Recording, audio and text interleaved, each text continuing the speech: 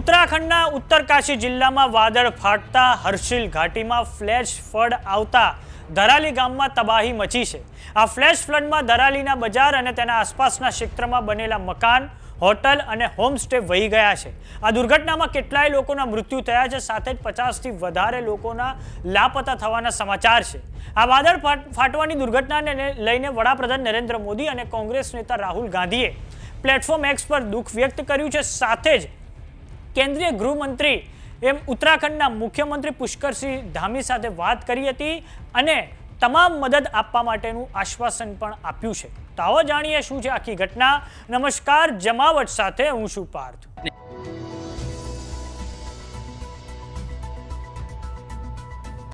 ઉત્તરાખંડના ઉત્તરકાશી જિલ્લામાં વાદળ ફાટતા તે પછી હર્ષિલ ઘાટીમાં ફ્લેશ ફ્લડ આવતા ધરાલી ગામમાં ખૂબ ભારે તબાહી મચી ગઈ છે।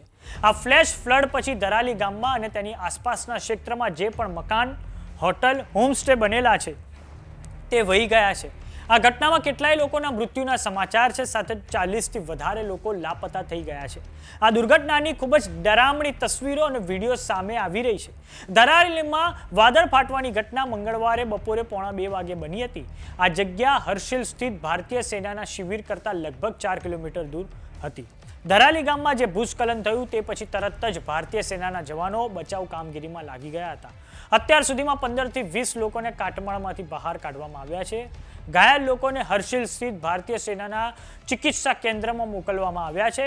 ખોજ અને બચાવ કામગીરી ચાલુ છે। તો હવે આ મામલે ઉત્તરાખંડના સીએમ પુષ્કરસિંહ ધામીની પ્રતિક્રિયા સામે આવી છે। આવો જાણીએ તેમણે શું કહ્યું છે। કે धराली क्षेत्र में बादल फटने की अभी सूचना आई है और बहुत तेज गति से मलबा आया है पानी के साथ। हमारा प्रयास है कि इस समय में सभी को जल्दी से जल्दी राहत के काम किए जाएं, बचाव के कार्य किए जाएं। जिला प्रशासन के लोग वहां पहुंच रहे हैं, साथ में हमारी सेना के लोग, एनडीआरएफ, एसडीआरएफ, आपदा प्रबंधन विभाग लगातार कोशिश कर रहा है कि हमारी सर्वोच्च प्राथमिकता है कि सभी को इस समय राहत की जाए, सभी को बचाया जाए और हर प्रकार से जान माल की सुरक्षा की जाए। તો આ ધરાલીમાં વાદળ ફાટવાની દુર્ઘટનાને લઈને વડાપ્રધાન નરેન્દ્ર મોદીએ મુખ્યમંત્રી પુષ્કરસિંહ ધામી સાથે વાત કરી છે। સાથે જ વડાપ્રધાન નરેન્દ્ર મોદીએ પ્લેટફોર્મ એક્સ પર ટ્વીટ કરીને લખ્યું છે કે ઉત્તરકાશીના ધરાલીમાં જે આપત્તિ આવી તેનાથી પ્રભાવિત લોકો પ્રત્યે સંવેદના વ્યક્ત કરું છું। આની સાથે જ બધા જ પીડિતોની કુશળતા માટે પ્રાર્થના કરું છું। મુખ્યમંત્રી પુષ્કરસિંહ ધામી સાથે વાત કરીને મેં હાલતની જાણકારી લીધી છે। રાજ્ય સરકારની દેખરેખમાં રાહત અને બચાવની ટીમ દરેક સંભવ પ્રયાસમાં લાગેલી છે। લોકો સુધી મદદ પહોંચાડવામાં કોઈ કસર નહીં છોડવામાં આવી રહી। હવે આ ઉપરાંત ગૃહમંત્રી અમિત શાહે પણ પુષ્કરસિંહ ધામી સાથે વાત કરીને દરેક સંભવ મદદનું કેન્દ્ર સરકાર તરફથી આશ્વાસન આપ્યું છે। હવે લોકસભાના વિરોધ પક્ષના નેતા રાહુલ ગાંધીની પણ પ્લેટફોર્મ એક્સ પર પ્રતિક્રિયા સામે આવી છે કે ઉત્તરાખંડના ધરાલીમાં વાદળ ફાટવાથી જે ભારે તબાહી થઈ તેના કારણે ઘણા લોકોના મૃત્યુ થયા છે અને કેટલાય લોકોના લાપતા થવાની ખબર ખૂબ દુઃખદ અને ચિંતાજનક છે। હું પ્રભાવિત પરિવારો પ્રત્યે મારી ઊંડી સંવેદનાઓ વ્યક્ત કરું છું અને લાપતા લોકોના જલ્દીથી જલ્દી મળવાની આશા રાખું છું। પ્રશાસનથી અપીલ છે કે રાહત અને બચાવ કામોમાં તેજી લાવવામાં આવે।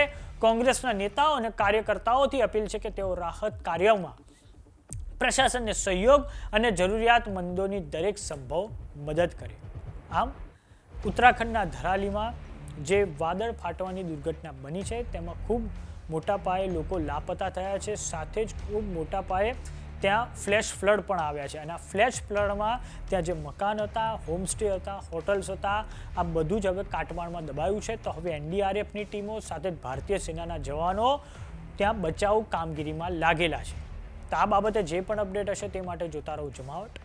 જો તમામને યુટ્યુબ પર જોઈ રહ્યા તો સબસ્ક્રાઇબ કરો, જો તમામને ઇન્સ્ટાગ્રામ અને ફેસબુક પર જોઈ રહ્યા તો ફોલો કરો। નમસ્કાર।